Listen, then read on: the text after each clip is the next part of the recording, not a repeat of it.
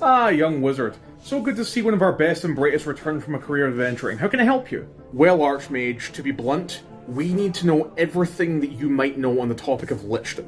That's an incredibly taboo subject. We understand your magnificence, but this is incredibly important. We need all the information we can on identifying, disrupting the abilities of, and destroying a lich. The quest we're on is of legendary importance, and it may have significant implications for the wider realm. We already attempted to obtain that knowledge from the Artificers Guild, but they declined for reasons we rather not disclose. Ah yes, they seem to be so wrapped up in the practical that they never pay attention to the theoretical or the plausible. So would you be willing to help us, your magnificence? Well, of course I'd be willing to help. Anything for such an accomplished people.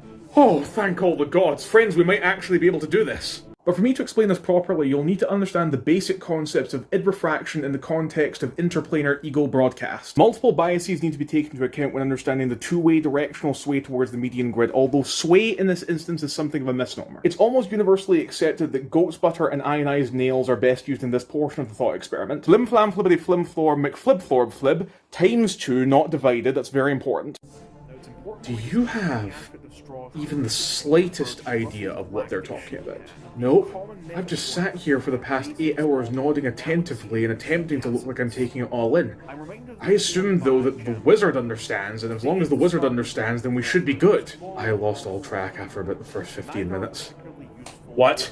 Yeah, it's been in one ear and out the other since then. I have sat here for the past 8 hours debating whether I'm having an acid flashback, a stroke, or some combination of the two, and you're telling me that you don't have any understanding of what the hell they're on about either? Look, Bard, it's just like any arcane thesis I've had to study. You just need to wait for the giant lecture to conclude, and then by the end of it, there will be a concise, plain common explanation that will put all of the ridiculous technobabble we've heard into context. We just need to be patient.